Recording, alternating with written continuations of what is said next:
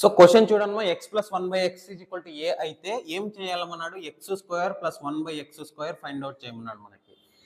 అదే విధంగా ఇప్పుడు చూడండి దీన్ని ఇప్పుడు మనం ఏం చేద్దామంటే స్క్వేరింగ్ ఆన్ బోత్ సైడ్ గా రాసుకుందాం.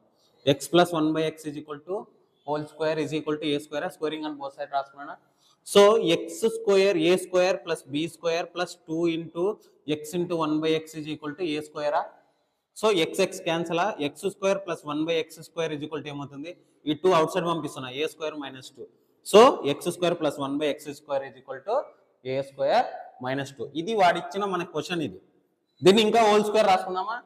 So x square plus 1/x square is equal to దీన్ని మరీ హోల్ స్క్వేర్ రాసుకుందాం.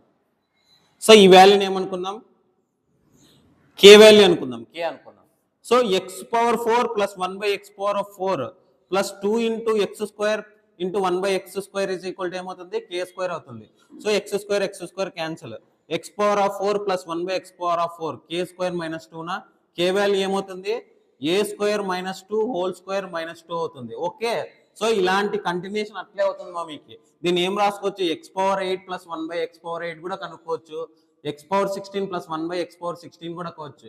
అట్లే కంటిన్యూషన్ ఫైండ్ అవుట్ చేయొచ్చు. సో ఇలాంటి వీడియోస్ కంటిన్యూషన్ అవుతాయి. లైక్ చేయండి, షేర్ చేయండి, సబ్స్క్రైబ్ చేయండి.